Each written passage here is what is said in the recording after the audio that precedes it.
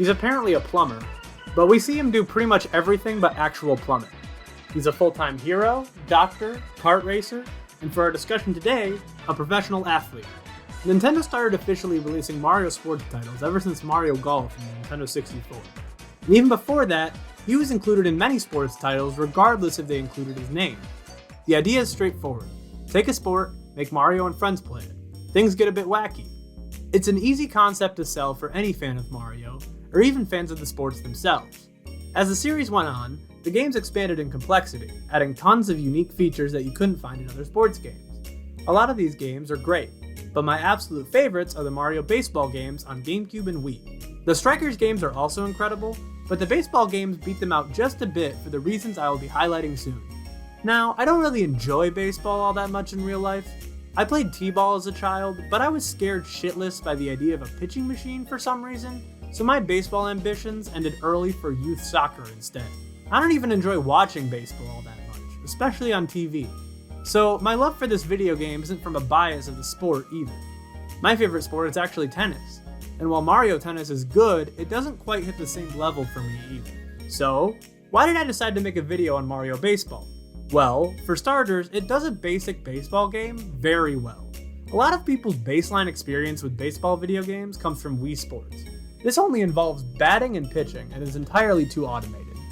It's probably the worst game in the whole package. Older games captured an arcadey baseball experience really well, also opting for simple control schemes because, well, they didn't really have a lot of buttons to work with anyway. Modern baseball games suffer from the same thing many modern sports titles do: over-complexity.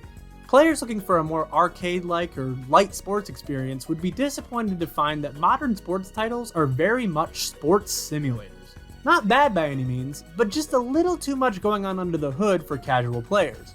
I either can't figure out what the hell I'm doing, or I feel like the game is being played for me. The Mario baseball games find a perfect balance between complexity and simplicity that sets them apart from the crowd. They let you manage pitching, fielding, batting, and running without any of these actions feeling too cumbersome.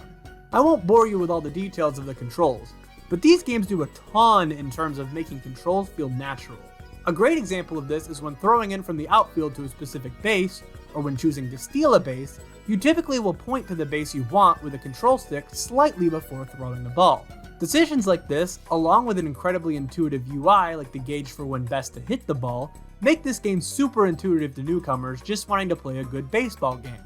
But both Mario baseball games are more than just that. As is the style of Mario sports titles, Mario and friends spice up the gameplay quite a bit. Things like flashy character-specific star moves and using items during the match are very fitting in these sports titles. But Mario baseball games have one additional benefit due to the fact that they are baseball games. You get to choose a full roster of 9 before the match starts. I love big character rosters. It's part of the reason I love fighting games so much. Seeing a giant roster filled with both familiar and obscure Mario characters brings me so much joy on its own without even playing the game. Composing your team is part of the fun in this game. Different characters excel at different things and vary widely in playstyle. This isn't a simple level 96 batting versus level 97 batting either. On one end of the spectrum in this game, you have characters like Toad. They can't really hit all that well, but when they do hit the ball, they can sure run the bases like crazy. On the other hand, you have characters like Donkey Kong, who straight up cheat and don't use a baseball bat, opting to use his own fist instead.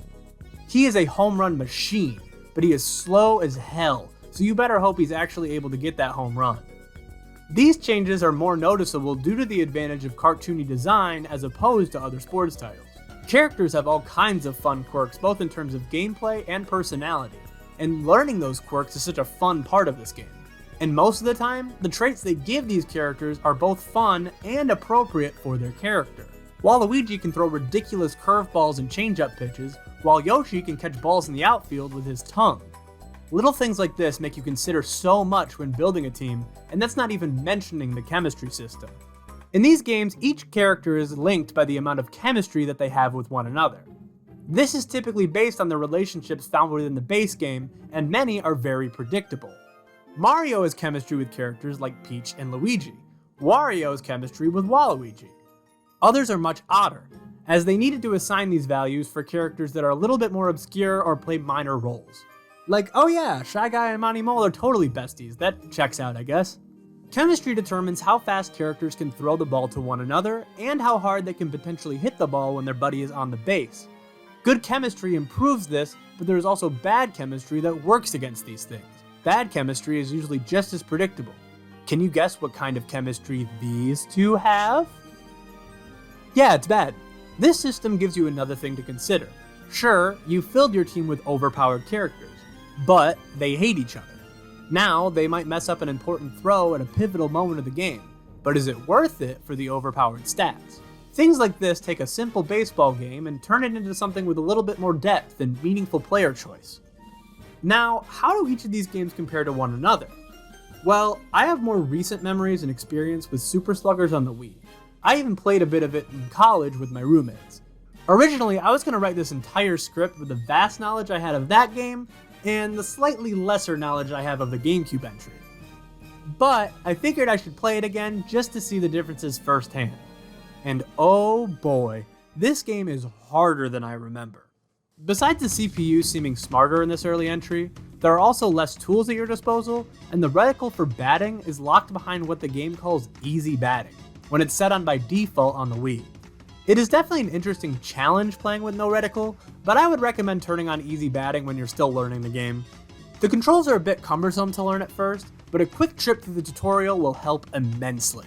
So once we're done with learning and setting controller presets and stop sucking at the game, what is there to do in this game besides random baseball matches? After all, that's all the modern Mario sports titles seem to be able to do these days.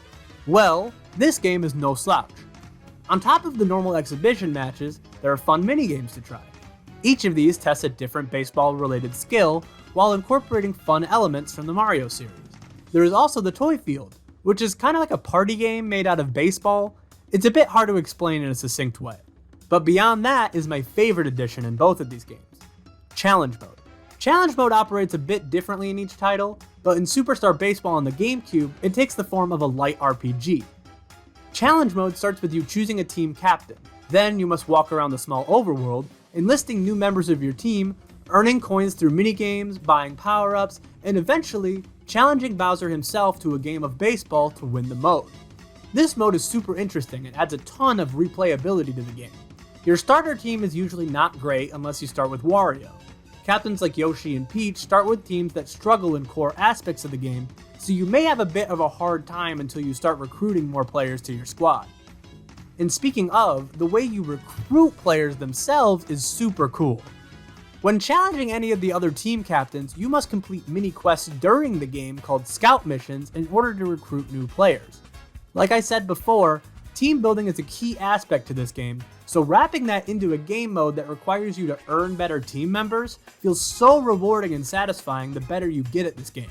This game and its sequel will ruin the single-player modes of other Mario sports games due to their lack of creativity and content in comparison. The sequel, Super Mario Sluggers, then took this amazing formula and made it even better in my opinion. They added a ton of new characters, Donkey Kong Country representation for one, which really helped in terms of building compatible teams with chemistry. You can also play with Miis now, so they aren't locked to the most boring baseball game ever made, and yes, that is Wii Sports Baseball. And they now let you choose multiple characters of the same color outside of Challenge Mode, which seemed like a minor change until I went back to the GameCube version. I like having multiples of some characters like Drybone, Shy Guy, or Hammer Bro, and being able to only choose one for your team was kinda disappointing in the original in retrospect. But beyond that, Super Sluggers adds one thing that might divide a lot of players: motion controls. But before you write this game off, I believe that the motion controls actually work pretty well in this game. You can also use the Wii Remote horizontally if you absolutely do not want these motion controls, but I find this control scheme a bit cumbersome without the analog stick from the nunchuck. As I mentioned before, this game simplifies things a bit when it comes to batting, while also offering a lot of quality of life changes. A huge one for me in single player was the camera now switching behind the player when pitching. This change in the sequel helps pitching placement a lot. To sum it up, in terms of features and gameplay, Super Sluggers is just Superstar Baseball Deluxe, with one big caveat. Other than the motion controls, the way that the challenge mode in this game functions is the biggest change from the original. After playing the challenge mode of the original game for a while, I could see people being disappointed with how they did things in the sequel. Look, Super Sluggers campaign is still very fun in my opinion, and I have beat it multiple times because I find it so charming. But it's probably a bit weaker in terms of actual gameplay and pacing. This game's challenge mode operates more like a point-and-click adventure game. You don't have the options of picking different starter captains, you just start with Mario, and you slowly earn the other captains as you play one large campaign instead of a bunch of tiny ones. You then recruit players through simple puzzles and challenges rather than missions during an actual game. This is a great way to slowly teach techniques to the player, but you play a lot less actual games of baseball than you'd think. This challenge mode does a better job at keeping things varied and interesting, but it can drag on a bit more than you might want in certain sections. With that being said, these fully explorable environments are actually pretty cool to look through, and I think it's definitely worth a playthrough if you're a fan of the core gameplay and of the Mario series. A cool aspect to this mode is that you can rush through to the final matches against Bowser Jr. and Bowser as soon as you have a full team of 9. They might be the crappiest group of misfits you've ever seen, and you may be abandoning most of Mario's friends when they're in danger, but you can do it. I've tried this once, and it's actually a bit of a fun challenge, because as I mentioned before, this game is actually quite easy compared to the last game, at least in my opinion. Once you're finished with the game, you can spend some time gathering any stragglers around the world that you might have missed. Finishing the final battle with each player on your team at least once lets you select the star player version of them in the character select screen, which basically just increases their stats.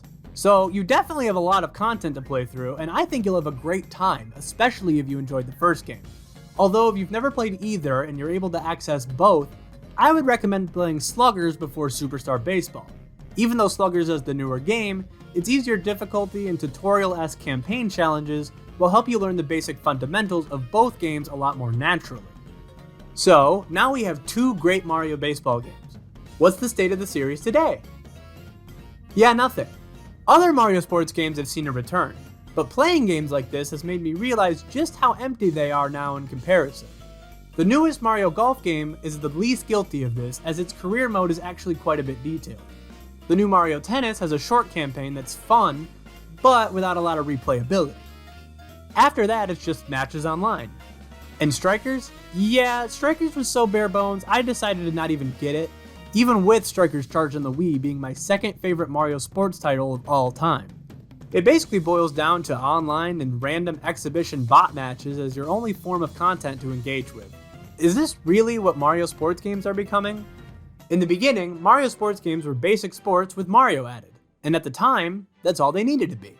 In the GameCube era, more detail was added to these titles and they were given more life and content within it to make it feel like a more complete gaming experience. The Wii titles were a bit hit or miss, but were still clearly trying to expand on the original idea. The Wii U and Switch era? Completely dog shit in comparison.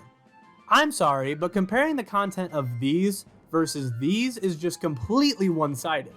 The Switch versions have more polished gameplay and better graphics, but who cares if there's nothing to do in single player? You want me to spend $60 on a game that's only really fun if I have friends over that don't care if I annihilate them in a Mario soccer game they've never played? Yeah, no thanks. This point is why the good is in parentheses in the title of this video. I don't want a Mario baseball title like Strikers Battle League. It would be a very bittersweet feeling to get my beloved Mario baseball back, only for it to be a boring and bare bones experience. This is a game that I have been hyping up in my head for some time, so I have a very specific wish list filled with copium and well wishes. Number 1, an expanded roster. This is a no-brainer for a sequel to this kind of game, but Mario still has tons of potential for an even bigger, more exciting roster.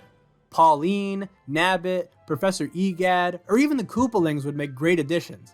Hell, Rosalina could be given her own team with Lumas, Lubbas, and a few wild cards like the Queen Bee to really round it out. This would immediately be a huge selling point of the game, and seeing their unique abilities would be awesome. Number 2, a fleshed out campaign in the style of the first game. While I love the point-and-click adventure style of Super Sluggers, I think a campaign styled closer to the first game has more potential in the modern day. Roguelikes are all the rage these days, which are games with a permadeath feature implemented. So I think they should make the campaign shorter, but it should end after losing too many games. This would be an interesting way to generate both difficulty and replayability, adjusting your strategy for which captain you start as, what teams you take on first, and the order in which you challenge the rest of them. Add scout missions back in, but make the game slightly longer, maybe 5 endings or so, to allow for more chances of recruitment within one game. And then, I think you have a campaign mode that's challenging, replayable, and offers a gameplay style that wouldn't take as many resources as the challenge mode in Super Sluggers did. I can't imagine that a new version of this would be harder to make than a new version of this.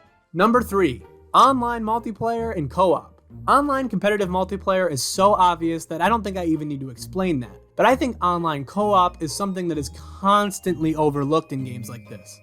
Not only should I be able to team up with someone else online against bots, I want to be able to team up with a friend to take on 2 other players. I also want the option that Smash Bros. Ultimate provides, allowing me to play with a friend on the couch against other players online. Any sports title is more fun with friends, so I want as many ways to play with them as possible. Those 3 key features would create the ultimate Mario sports title in my opinion. And, with baseball being popular in both Japan and North America, I don't see how this would be a bad sub-series to bring back. But, this is Nintendo we're talking about. Sometimes it feels like they're allergic to making money on good ideas. But, if they decide to do this, don't do it half-assed like the other sports titles have been recently. I need Nintendo to figure out what people loved about the earlier games, create a full experience with that classic Nintendo polish, and knock it out of the fucking park.